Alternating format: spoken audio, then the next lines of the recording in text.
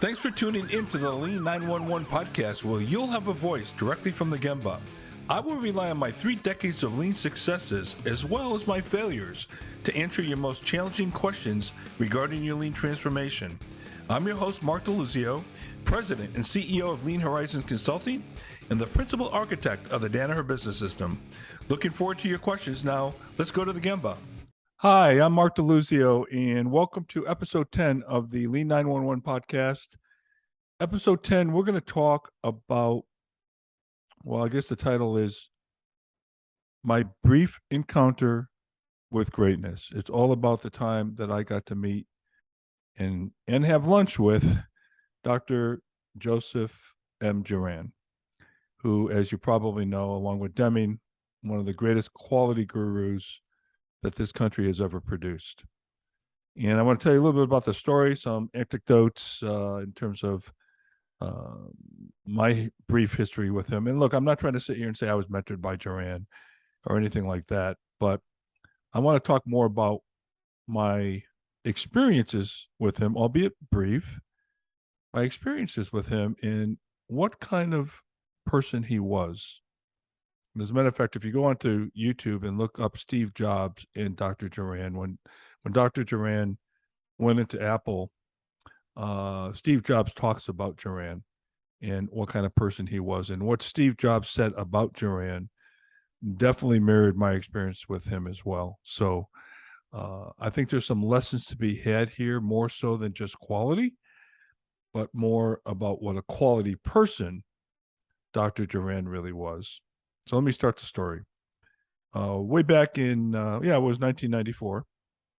I was running the Danaher Business System, and we were looking for some benchmarks other than Toyota. Of course, we definitely had our fill with the guys from Shingijutsu who continued to work with us to develop the Danaher Business System. Shingijutsu, as you know, the principals there were the first lieutenants of Tadashi Ono, who was the father of the Toyota production system. So I got to work especially with the president, Iwata, and Chihiro Nakao, who was an unbelievable mentor to all of us. And so we were looking for another take on quality and all that. And I had the bright idea to say, hey, why don't we call the Juran Institute down in Wilton, Connecticut at the time? And we were located in Connecticut. I was anyway. And so I called down and I said, hey, geez, I'd like to try to get Dr. Juran to speak at our upcoming executive conference. So his assistant took my information and says, look, let me talk to you. Let me talk to Dr. Juran. And why don't you send me something on the Danaher Business System, as I explained to her. So I sent her this pathetic pamphlet. I look back at that pamphlet now and I look at it and say, oh my God, it was pathetic, right? But we had this little gray book that had the Danaher Business System house, and it was really kind of a cheapy type of thing. But anyway, I sent it along to her. We weren't much on fanfare and big productions at Danaher. We were very basic, a matter of fact type of company. Maybe Dr. Juran appreciated that. I don't know. So I would say maybe about 2 or so weeks later, I was in a meeting, and my executive assistant came in and she says, Mark, your doctor's on the phone. I go, oh my God, what happened? Something happened to my wife. Something happened to my kids. Why is this doctor calling me, right? So I got out of the meeting. I took the call, and who was it? It was Dr. Juran, personally himself. And you got to be kidding me. Dr. Juran calling me, right? So he says to me, Mark, I got your request to speak at your conference, and I'm not doing that anymore. I'm 89 years old. And I'm writing my memoirs. Before I die, I'm writing my memoirs, and I can't come to your conference. However, if you come to my farewell tour, which one of them was going to be in Connecticut, Cromwell, Connecticut, I will make sure you and I have lunch. I'm thinking, yeah, okay, sure. I said, okay, well, that's fine. And then he said, well, look, I got your brochure here and on the Danaher Business System, and I'm really intrigued by this. And he asked me a bunch of questions about it. And let me tell you, this went on for almost an hour. And he was at 89 years old, unbelievably curious about what we were doing. And then that's when I really realized, if you're really committed to this, the learning never stops, right? So so anyway, we talked for about an hour. He asked me all kinds of questions about what we were doing and blah blah blah blah, and asked a lot about policy deployment. And he said it mirrored very closely what he calls strategic quality management, which how he deployed quality. There's a lot of parallels between what we were doing called policy deployment, which is now, of course, I call it strategy deployment. Some people call it ocean planning, ocean Conry, whatever. And so he was intrigued by the whole thing. And again, I could not get over somebody of his stature, somebody of his knowledge and experience being so curious about what we were doing, right? And I'm kind of sitting here saying, well, probably what we're doing is elementary to him, right? But nevertheless, he was unbelievably curious and wanted to learn more and more about what we're doing at 89 years old. So all you guys out there who get these certifications, who think you know it all, just remember Dr. Juran at 89 years old was trying to learn at that point in his life. Okay.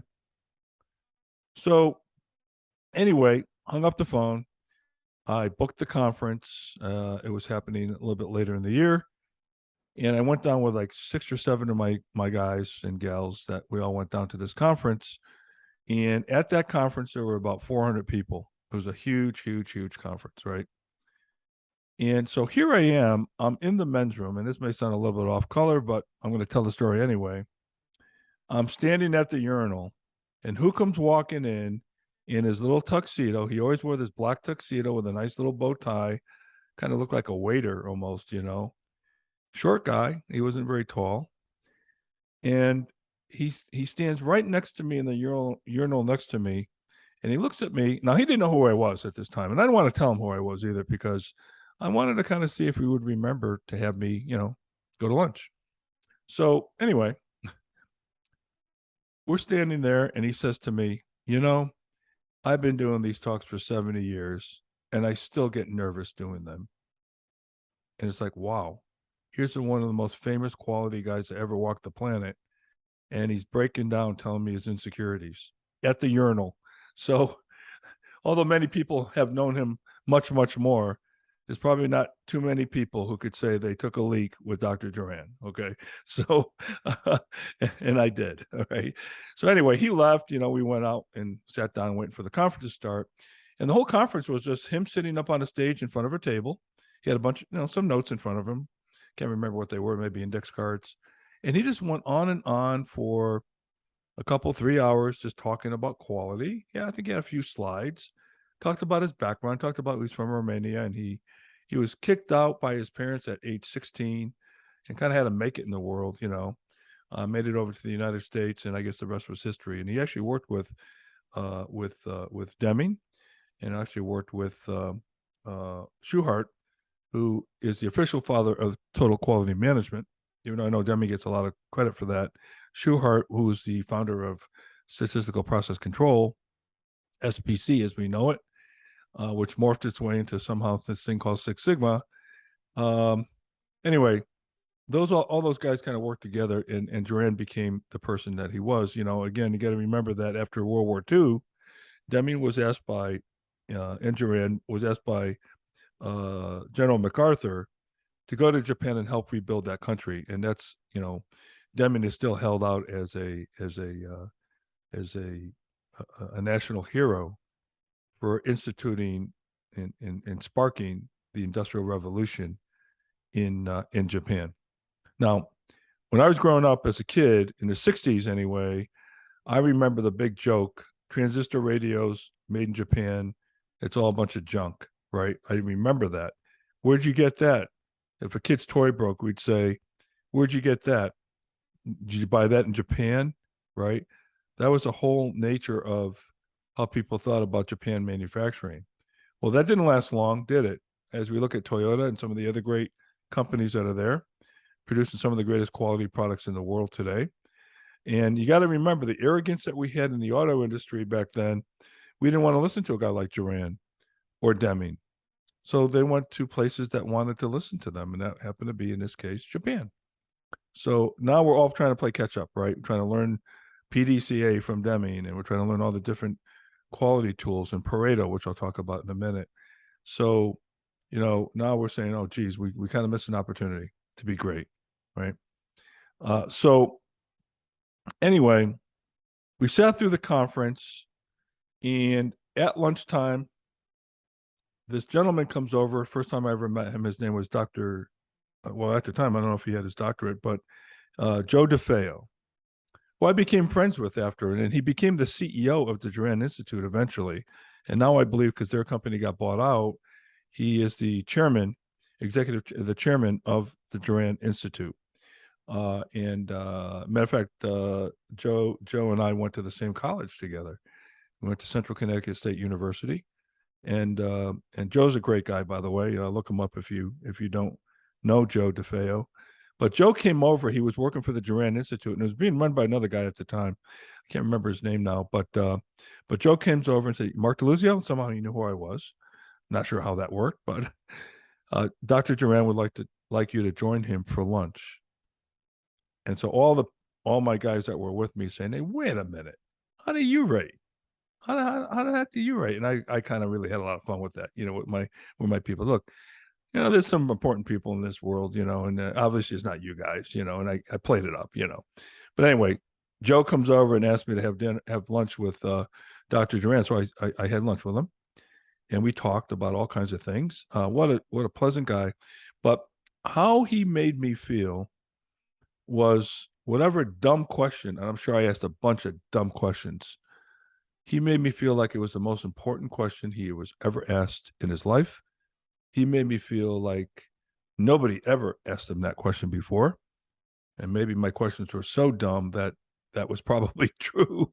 But the way he just related, whether it was the janitor or the CEO, it didn't matter to him. He was a kind of guy that just connected with people and really made you feel special, right? But then his answers were pretty phenomenal too. So one of the questions I remember asking him was, what's your favorite quality tool? And he said to me without hesitation, he said, it would have to be the Pareto diagram because I'm the one that invented it. Wilfredo Pareto was a European economist and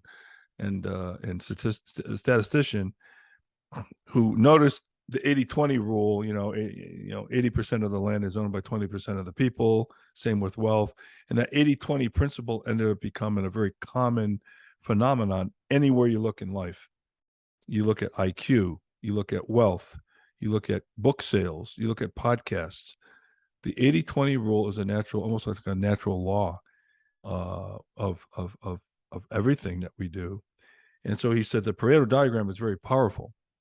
And it's my favorite quality tool, which, by the way, since then, I've recommended most problems be solved with Pareto, not because of that, but because my experience with Pareto is an incredibly powerful tool. It looks simple, but it's actually difficult to use if you don't know how to use it. All right. And normally when you do a Pareto analysis, you're using multiple Paretos to look at the same set of data 500 different ways, right? Then I asked him, I said, well, what's your least favorite quality tool? He says, I don't like quality function deployment, QFD, which I got trained in QFD back from Ford. I went to one of their seminars out there in Detroit or Dearborn or whatever it was. Anyway, he said, I don't like QFD. It's too complex. Pareto's simpler, he says. Now, I'm not sure QFD and Pareto have the same goals in mind in terms of what they're designed to do, but he did not like QFD. So I thought that was interesting, because some of the stuff that he does, and I have a signed copy of his book up here, were pretty complex stuff of what he talked about, right? He also told me, he said, and I used to be a finance guy. He said, if our quality systems had the same rigor and discipline as our financial systems, manufacturing in America would be much better off if we had the rigor and discipline. I mean, I've been to companies that don't even track their internal parts per million rejects. And when they do, they track it at the end of the line. They have no in-process checks or built-in quality, right? So he made the analogy to financial systems, which I thought was pretty interesting, right? So the seminar ended. I had him sign his copy of his big quality control book. So I have that signature, which is kind of nice. He also sent me a very nice letter because I sent him a set of Danaher tools, Craftsman hand tools. We made all the Craftsman hand tools. And it was funny, a good friend of mine who was the president of that division, Tom Selenick, um, said, Mark, we got to handpick these sockets to make sure there's no defects. If we're sending them to Juran, so he personally himself selected the sockets, which tells you our quality probably wasn't really where it needed to be at the time. And again, this was 1994, so it was very early days of DBS. And he hand selected, and I got this beautiful letter back from Juran, signed by him, stating perfect quality and impeccable. As a matter of fact, I'm going to read that letter because it's right up here. Hang on. This letter was dated May 12th, 1994. So he was 89 years old. And he sent it to me. Dear Mr. DeLuzio, many thanks for that set of tools which arrived safely. They are superb, precise, practical, and beautifully packaged. The people who buy them must be as proud of them as the people who built them. Thanks also for your kind comments, which I appreciate deeply. Sincerely, Dr. Joseph J.M. Juran. Okay, that was the letter. If you're looking online here, I'm holding that letter up right now because I got it framed. All right. And, he took the time to write a personal note like that. And that's just the kind of guy he was. So I guess what's the real lesson here? Is it about Pareto? Is the lesson about, uh, quality? Yeah, maybe. But it's how he treated people, I think, is the real lesson here.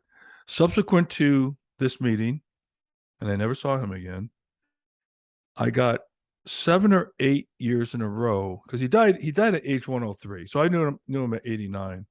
I've got several Christmas cards from him with a personal letter in each one. Well, not personal, it's the Christmas letter that goes along with Christmas cards. Everybody seems to do those these days. And in each one of these letters, he talks about he's writing his memoirs. He has to do it before he died. Each one kind of says, I made it another year. He and his wife were married for, I don't know, over 70 years, I think. She died, I think, before him. But what a wonderful man. And he would send me these Christmas cards every year with the letter, and again, I don't want to say it was a personal letter to me. It wasn't. It was a standard Christmas letter that people put into the letter about their family and about their life and all that stuff. And I still have those. As a matter of fact, if you would email me, I'd be happy to send you the PDF copies of those. They're kind of neat to read. All right, I think they're a part of history to some degree, and I guess that's it. I guess even though it was a very brief encounter with greatness, as I call this, it was impactful to me. More so about who this guy was and how he didn't really think he was all that big of a deal.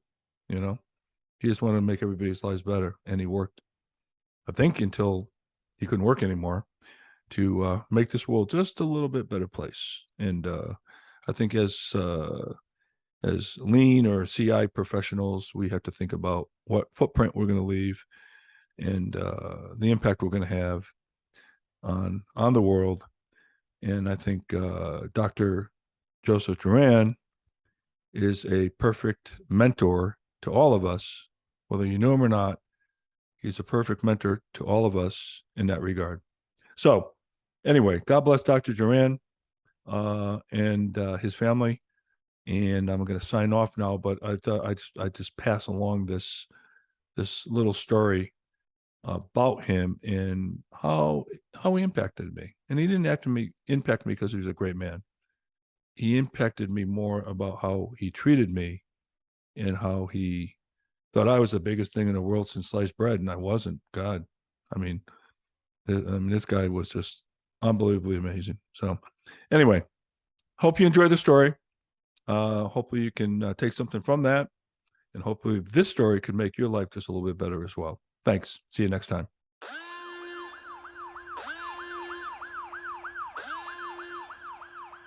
Thanks for listening to the Lean 911 podcast. I'll be happy to address your questions or feedback on future episodes. Email me at mark@lean911.com.